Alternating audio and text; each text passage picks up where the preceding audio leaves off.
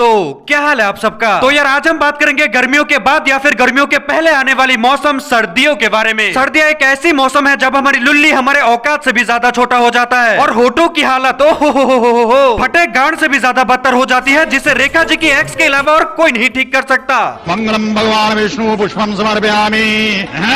एड़ियां हैं फटी फटी, बोरो प्लस लगा करो बेटी। हीरा लोड़े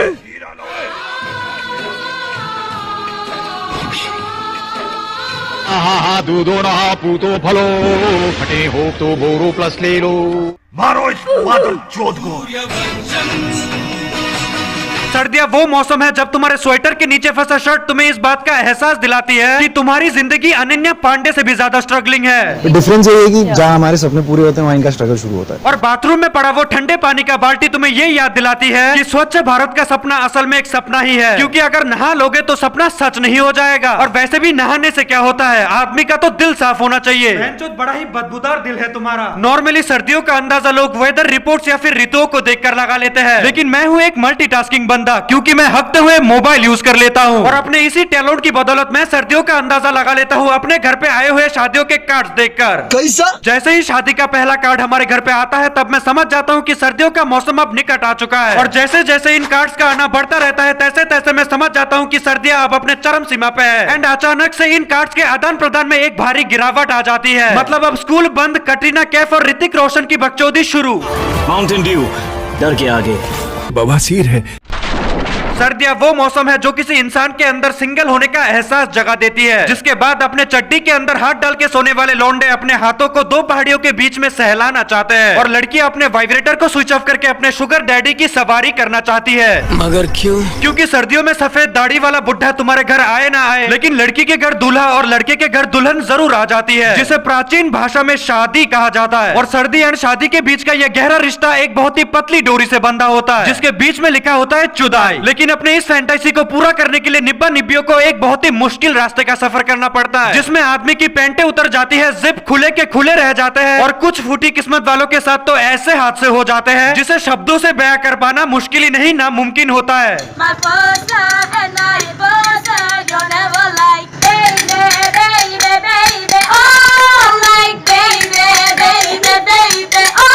और इस दर्दनाक रास्ते का बस एक ही मंजिल होता है, शादी। मुबारक हो तुमको ये शादी तुम्हारी।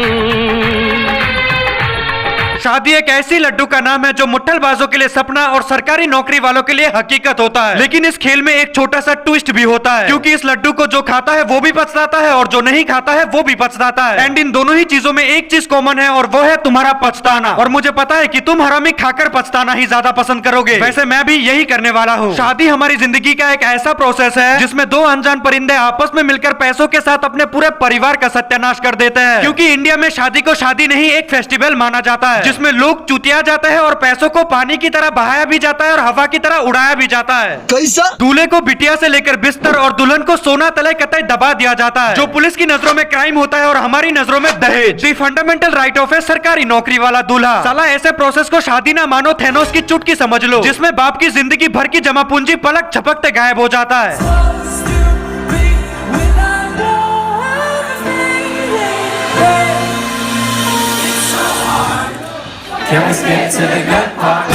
पंचो ये भाई फान की लड़की कहराने वालों की और हाजी इदरीस पल्ली वालों का लड़का 21 लाख रुपए दे रहे हैं भैया।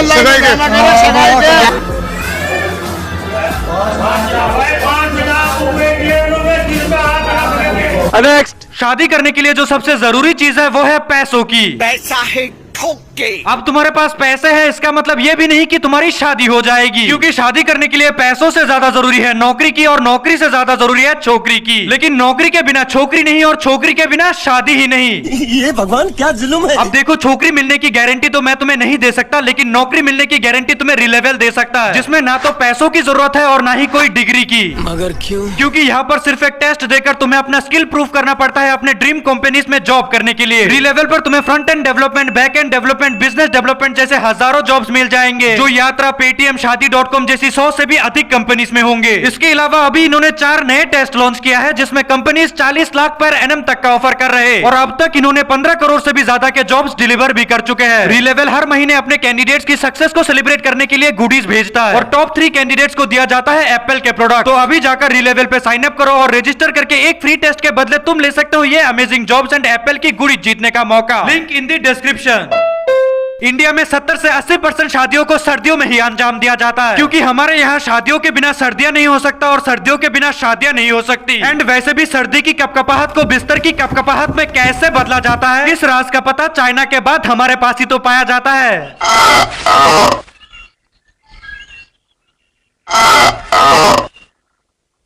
कोहिनूर एक्स्ट्रा टाइम कॉन्डम इस रात की सुबह ही नहीं। देखो मुझे नहीं पता कि शादी की शुरुआत कब हुआ, कैसे हुआ और किस लिए हुआ, लेकिन सर्दियों की कड़कड़ाती ठंड में शादी की आग में झुलसना 22 साल के ऊपर के सभी बच्चों का खड़ा हुआ सपना होता है ये शादी, और बुड्ढों की छुपी हुई जवानी का राज होता है ये शादी। एंड ये शादी का कुत्ता जब भी किसी को काटता है ना, तब उस व्यक्ति को बर्बाद होने से ना ही कोरोना रोक सकता है और ना ही माता प्रकृति।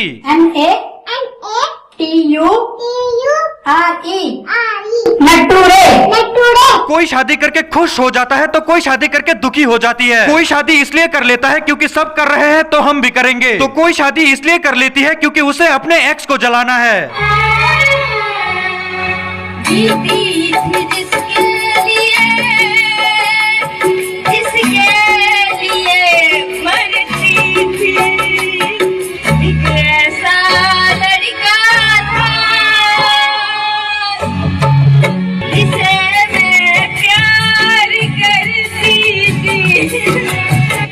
अरे रोने क्यों लगे अब? वो क्या है ना जी, मैं उससे प्यार करती हूँ अपने बॉयफ्रेंड से और वो किसी और लड़की से प्यार करता है। तो फिर आपने शादी क्यों कर ली भाई? उसे जलाने के लिए, पर वो आया ही नहीं और हम बर्बाद हो गए। और ये एक्स लोग भी कम हरामी नहीं होते, साले शादी में आकर फ्री का खाना तो दबाते ही है, ऊपर से दूल्हा समेत उसके पूरे खानदान की बेइज्जती करके जाता है, वो भी भरे महफिल के सामने। Relax and take notes while I take totes of the marijuana smoke. Throw you in a choke, gun smoke. Biggie Smalls the mayor, the rap slayer, the hooker layer. Motherfucker, say your prayers. Hail Mary, full of grace. Smack the bitch in the face, take her Gucci bag and a North Face off her back. Jack her if she act. और खुशकिस्मती से अगर तुम्हारी पैदाइश पाकिस्तान की है तो तुम्हें बार बार लगातार 1000 बार शादियां करने से जोड़ियां बनाने वाला फरिश्ता भी नहीं रोक सकता। पहली बीवी ने दूसरी बीवी ने तीसरी बीवी और तीनों बीवियां मिलकर अब एक चौथी बीवी भी इनके लिए तलाश कर रही हैं। फिर ऐसे ही चुदमपट्टों को देखकर पाकिस्तान का पूरा होटल मैनुअल ही चेंज हो जाता है। दूसरी शादी पर 50%, तीसरी शादी पर 75% और चौथी शादी का वलीमा बिल्कुल मुफ्त। शादी किसी की जिंदगी का वो सच है जिसे करने के बाद आदमी चंद समय के लिए खुश हो जाता है और जिंदगी भर के लिए दुखी। जैसे न्यूटन के सर पे एप्पल गिरने से मासूम बच्चों की जिंदगी बर्बाद हुआ था, ठीक वैसे ही शादी का लड्डू किसी के सर पे गिरने से उसके साथ उसके पूरे परिवार का बेड़ा गर्क हो जाता है। लेकिन इन सब के बावजूद भी शादी का नाम सुनते ही इंसान एक्साइटेड हो जाता है और शादी करने के नए नए तरीके ढूंढता रहता है। फॉर एग्जाम्पल, पहले लोग शादी करने के लिए मैट्रिमोनियल एड्स डाला करते थे। Hello, I am Vishnu and I am only 55 years old. I am divorced 2 times, but I am very innocent. I am still looking to marry once again, and now I want to marry a woman who will not divorce me. And if she want to, she should be a divorce lawyer herself. Age group doesn't matter. Though ideally I would like to marry a woman younger than myself. Because you see, I am very young at heart and other body parts too. लेकिन उन दिनों पर अब कुत्ते ने मुंह दिया है, क्योंकि आजकल लोग या तो भागकर शादी कर लेते हैं या फिर लौंडे लौंडिया फेसबुक पर मिलते हैं, गन्ने के खेतों में पकड़े जाते हैं और बस्ती वाले शादी करा देते हैं। जो ये सब क्या बोल रहा हूँ मैं। नॉर्मली शादी नाम के इस पवित्र रिश्ते को 2 तरीकों से अंजाम दिया जाता है। पहला लव मैरिज, दूसरा अरेंज मैरिज। इसमें लव मैरिज उसे कहा जाता है जिसमें 2 जाने पहचाने परिंदे आपस में मिलकर खुशी खुशी आत्महत्या करते हैं, और अरेंज मैरिज उसे कहा जाता है जिसमें 2 अनजान परिंदों को जबरदस्ती पकड़ के मौत के मुंह में धकेल दिया जाता है। मतलब कहीं की ईंट कहीं का लोड़ा, जबरदस्ती का रिश्ता जोड़ा। खैर शादी का प्रोसेस चाहे जो भी हो, फाइनली ये डिसाइड हो जाता है कि तुम्हारी शादी होने वाली है। फर्क नहीं पड़ता कि इसमें तुम्हारी मर्जी है या नहीं। फिर आहिस्ते आहिस्ते वो दिन निकट आ जाता है जब गधा घोड़े की सवारी करता है, जिसमें घोड़े को बिल्कुल भी मजा नहीं आता। और उस गधे के साथ चलते हैं रगों में खून की जगह आरएस की बोतल लेके चलने वाले लोग, जिन्हें प्यार से बाराती बुलाया जाता है। तेरे द्वारे पे आई बारात, वो तेरे द्वारे पे आई बारात। बाराती तुम्हारे शादी का वो अहम हिस्सा है जिनके बिना तुम्हारी शादी अधूरी है। लेकिन इसी विषय पर थोड़ी गहरी चिंता करने के बाद तुम्हें समझ आएगा कि ये साले अगर ना होते तो ही शायद अच्छा होता, क्योंकि कभी कभार शादियों में बारातियां ऐसी ऐसी हरकतें कर देते हैं जो कतई नाकाबिले बर्दाश्त होता है।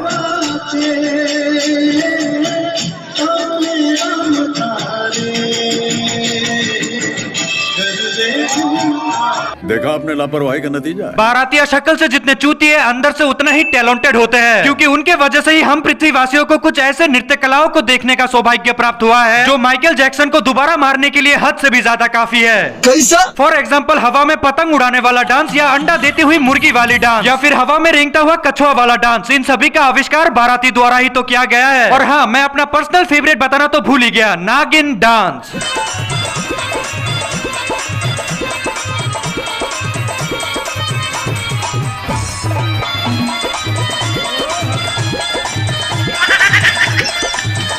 इस सपोले की ये हरकतें देखकर एक बार को नीचे खड़ा घोड़ा भी सोच रहा होगा कि बेटी चोद यहाँ पर जानवर मैं हूँ, तुम नहीं। नागिन 3 निकल जाओ, खूबसूरत लड़की बन जाओ प्लीज। एक बार को तुम बहते हुए पानी को रोक सकते हो या फिर बहती हुई हवा को, लेकिन नाचते हुए बारातियों को ना ही टाटा का ट्रक रोक सकता है और ना ही जेबों में ईमानदारी का सर्टिफिकेट लेके घूमने वाली पुलिस।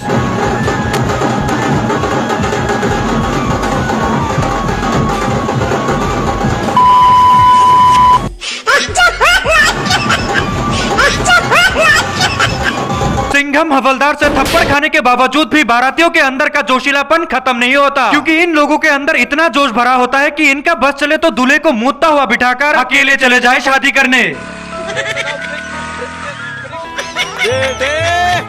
बेटा मौज कर दी, बेटे।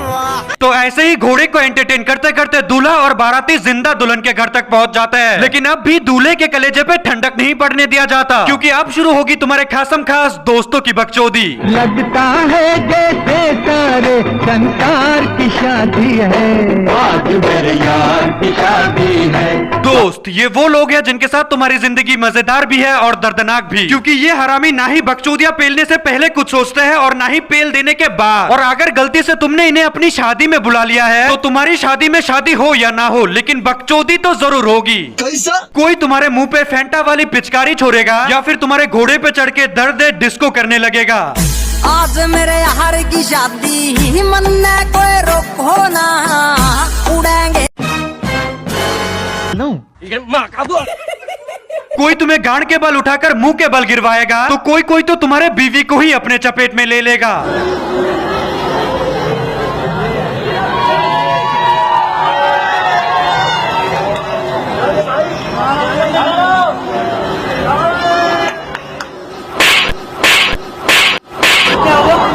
प्रैंक हो गया आपके साथ। और ये बेइज्जती से भरा सिलसिला तब तक चलता रहेगा जब तक तुम खुद उठकर उनमें से किसी के मुंह पे थप्पड़ न जड़ दो।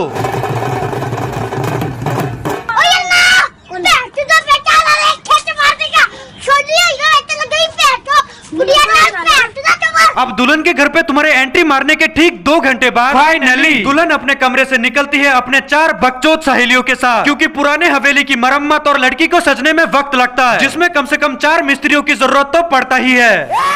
फिर तुम दोनों की नजरें आपस में टकराती है। लड़की तुम्हारे आंखों की माया जाल में कतई खो हो जाती है और बैकग्राउंड में ट्रेन चलने का साउंड इफेक्ट बजने लगता है, क्योंकि तुम रेलवे डिपार्टमेंट में जॉब करते हो। Bye bye gold digger, bye bye gold digger. फिर तुम्हारी शादी में एक अजीब सा सन्नाटा फैल जाता है, क्योंकि लंगर खुल चुका है तो 99% लोग तुम्हें अब डाइनिंग टेबल पर ही मिलेंगे। अब भले ही तुम्हारे शादी में वर्ल्ड वॉर 32 हो जाए या फिर तुम्हारे शादी का मंडप जल के राख हो जाए, लेकिन भुक्करों को खाने से जुदा कर पाना नामुमकिन होता है। अजीब जानवर है, कितना भी खाए फूका ही रहता है। नेक्स्ट। अब शादी के मंडप में बस तुम हो, तुम्हारी होने वाली बीवी है और तुम्हारे कुछ जबरदस्ती के रिश्तेदार, जिनके शक्लों पे ये साफ लिखा होता है कि बहनचोद ये बकचोदी खत्म क्यों नहीं हो रहा, घर जाना है मेरे को। तो रिश्तेदारों की इसी दुविधा को दूर करने के लिए पंडित जी जल्दी जल्दी अपना काम शुरू करते हैं, जिसमें सबसे पहले आता है फंदा ए मौत यानी वरमाला की रस्म।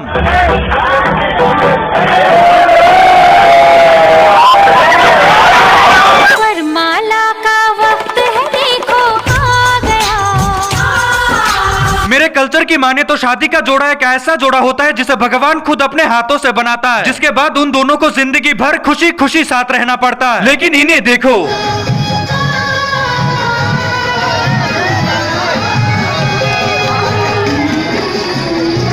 इनसे तो वरमाला तक रुका नहीं गया, जिंदगी भर का साथ क्या खाक निभाएंगे ये लोग। शिकार बन रहे हैं मासूम लोग। वरमाला के बाद तुम दुल्हन की मांग में सिंदूर भरते हो और दुल्हन की मांग में सिंदूर के छींटे पड़ते ही तुम एक ऐसी दुनिया में कदम रख देते हो जहां से तुम्हारा वापस आना मिशन इम्पॉसिबल सेक्स है, क्योंकि शादी वो माया जाल है जिसमें तुम घुसते तो अपनी मर्जी से हो, लेकिन बाहर निकलने के लिए पार्टनर से लेकर सोसाइटी और सोसाइटी से लेकर कोर्ट सबकी मंजूरी लेना पड़ता है with terms and conditions apply. सिंदूर लगाने के बाद तुम अग्नि को साक्षी मानकर 7 फेरे लगाते हो, जिसके बाद तुम्हारी जिंदगी ऑफिशियली बर्बाद हो जाता है, मतलब तुम्हारी शादी संपन्न हुआ। तो अब होगी लड़की की विदाई।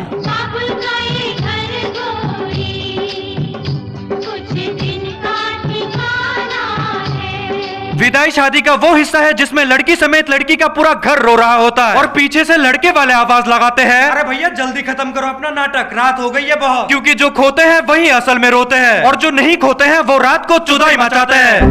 तो खैर यार आज के लिए बस, क्योंकि अभी मुझे अपनी शादी के लिए लड़की ढूंढने जाना है। हिपोक्रेसी की भी रुको जरा, सबर करो। शादी हमारे जिंदगी का वो हिस्सा है जिसके वजह से ही मैं हूँ, तुम हो और हम सब है, वरना हमारा बाप हमें फ्लश कर देता। माना कि कुछ शादियां बहुत ही दर्दनाक मोड़ ले लेती है, लेकिन मेजोरिटी केसेस में ऐसा नहीं होता। विश्वास नहीं तो अपने मम्मी पापा को ही देख लो। और मेरी इस शानदार चापलूसी के लिए तुम मेरे चैनल को गर्व से सब्सक्राइब कर सकते हो, एंड अगर तुम्हारा मन हो तो तुम मुझे इंस्टाग्राम पर भी फॉलो कर सकते हो। मगर हाँ, अपडेट्स मिलने की उम्मीद मत रखियो और रीलेवल पे जाके साइन अप करो, जिसका लिंक तुम्हें डिस्क्रिप्शन में मिल जाएगा। तो मिलते हैं नेक्स्ट वीडियो में, तब तक के लिए take care and bye bye.